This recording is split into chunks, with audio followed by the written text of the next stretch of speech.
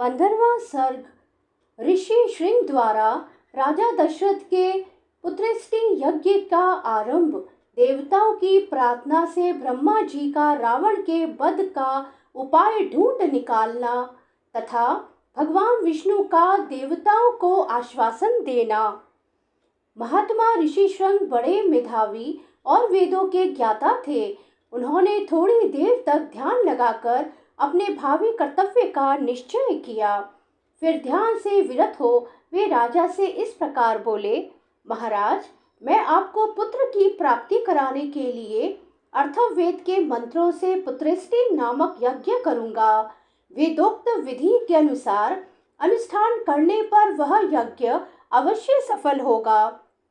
यह कहकर उन तेजस्वी ऋषि ने पुत्र प्राप्ति के उद्देश्य से पुत्रेष्टि नामक यज्ञ प्रारंभ किया और श्रोत विधि के अनुसार अग्नि में आहुति डाली। तब देवता, सिद्ध, गंधर्व और महर्षिगण विधि के अनुसार अपना अपना भाग ग्रहण करने के लिए उस यज्ञ में एकत्र हुए। उस यज्ञ सभा में क्रमशः एकत्र होकर दूसरों की दृष्टि से अदृश्य रहते हुए सब देवता लोककर्ता ब्रह्मा जी से इस प्रकार बोले, भगवान, रावण नामक राक्षस आपका कृपा प्रसाद पाकर अपने बल से हम सब लोगों को बड़ा कष्ट दे रहा है।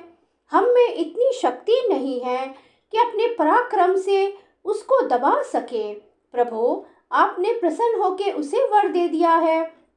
तब से हम लोग उस वर का सदा समादान करते हुए उसके सारे अपराधों को सहते चले आ रहे हैं। उसने तीनों लोकों के प्राणियों का नाक को दम कर रखा है। वह दुष्टात्मा जिनको कुछ ऊंची स्थिति में देखता है उन्हीं के साथ द्वेष करने लगता है। देवराज इंद्र को परास्त करने की अभिलाषा रखता है। आपके वरदान से मोहित होकर वह इतना उड़ंत हो गया है कि ऋषियों, यक्षों, गंधर्वों, असुरों तथा ब्राह्मणों को पीड़ा देता और उनका अपमान करता फिरता है। सूर्य उसको ताप नहीं पहुंचा सकते, वायु उसके पास जोर से नहीं चलती तथा जिसकी उत्ताल तरंगे सदा ऊपर नीचे होती रहती हैं, वह समुद्र भी रावण को देखकर भय के मारे स्तब्ध सा हो जाता है, उसमें कंपन नहीं होता। वह राक्षस देखने में भी बड़ा भयंकर है, उससे हमें महान भय प्राप्त हो रहा है। अतः भगवान, उसके वध के लिए आपको कोई ना कोई उपाय अवश्य करना चाहिए। समस्त देवताओं के ऐसा कहने पर ब्रह्मा जी कुछ सोचकर बोले, देवताओं, लो, उस दुरात्मा के वध का उपाय मेरी समझ में आ गया। उसने वर मांगते समय यह बात कही थी कि मैं गंधर्व, यक्ष, देवता तथा राक्षसों के हाथ से न मारा जाऊं। मैंने भी तथास्तु कहकर उसकी प्रार्थना स्वीकार कर ली। मनुष्य को तो वह तुच्छ समझता था, इसलिए उनके प्रति अवहेलना होने के कारण उनसे अवध्य होने का वरदान नहीं मांगा। इसलिए अब मनुष्य के हाथ से ही उसका वध होगा। मनुष्य के सिवा दूसरा कोई उसकी मृत्यु का कारण नहीं है। ब्रह्मा जी की कही हुई यह प्रिय बात सुनकर उस समय समस्त देवता और महर्षि बड़े प्रसन्न हुए। इसी समय महान तेजस्वी जगतपति भगवान विष्णु भी मेघ के ऊपर स्थित हुए सूर्य के भांति गरुड़ पर सवार हो वहां आ पहुंचे।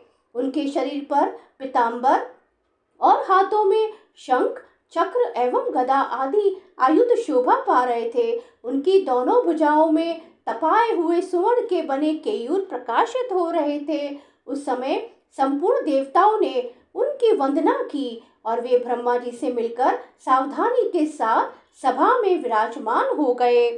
तब समस्त देवताओं ने विनीत भाव से उनकी स्तुति करके कहा, सर्वव्यापी परमेश्वर, हम तीनों लोकों के हित की कामना से आपके ऊपर एक महान कार्य का भार दे रहे हैं। प्रभु, अयोध्या के राजा दशरथ धर्मज्ञ, उदार तथा महर्षियों के समान तेजस्वी हैं। उनकी 3 रानियां हैं जो हीम, श्रीम और कीर्ति इन 3 देवियों के समान हैं। विष्णुदेव, आप अपने 4 स्वरूप बनाकर राजा की उन तीनों रानियों के गर्भ से पुत्र रूप में अवतार ग्रहण कीजिए। इस प्रकार मनुष्य रूप में प्रकट होकर आप संसार के लिए प्रबल हिंसक रूप रावण को, जो देवताओं के लिए अवध्य है, समर भूमि में मार डालिए। वह मूर्ख राक्षस रावण अपने बढ़े हुए पराक्रम से देवता, गंधर्व, सिद्ध तथा श्रेष्ठ महर्षियों को बहुत कष्ट दे रहा है।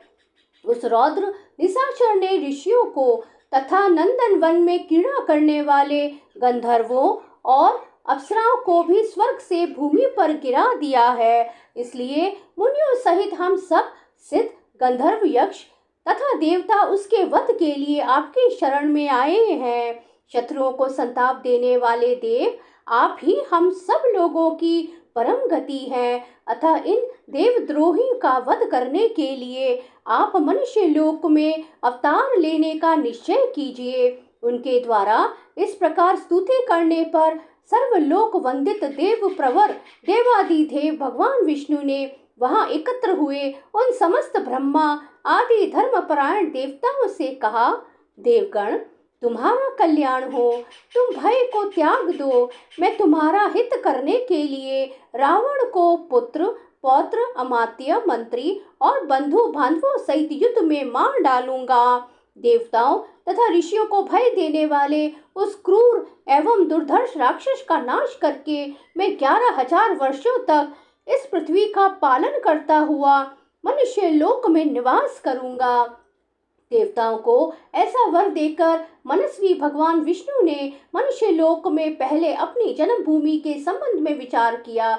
इसके बाद कमल नयन श्री हरि ने अपने को 4 स्वरूपों में प्रकट करके राजा दशरथ को पिता बनाने का निश्चय किया। तब देवता, ऋषि, गंधर्व, रुद्र तथा अप्सराओं ने दिव्य स्थितियों के द्वारा भगवान मधुसूदन का स्तवन किया। वे कहने लगे, प्रभो, रावण बड़ा उदंत है, उसका तेज अत्यंत उग्र और घमंड बहुत बड़ा चढ़ा है। वह देवराज इंद्र से सदा द्वेष रखता है, तीनों लोकों को रुलाता है। साधुओं और तपस्वी जनों के लिए तो वह बहुत बड़ा कंटक है। अतः तापसों को भय देने वाले उस भयानक राक्षस की आप जड़ उखाड़ डालिए। उपेंद्र, सारे जगत को रुलाने वाले उस उग्र पराक्रमी रावण को सेना और बंधु बांधवों सहित नष्ट करके अपनी स्वाभाविक निश्चिंता के साथ अपने ही द्वारा सुरक्षित उस चिरंतन वैकुंठ धाम में आ जाइए, जिसे राग, द्वेष आदि दोषों का कलुष कभी छू नहीं पाता है। इस प्रकार श्री वाल्मीकि निर्मित आर्ष रामायण आदि काव्य के बाल कांड में 15वां सर्ग पूरा हुआ।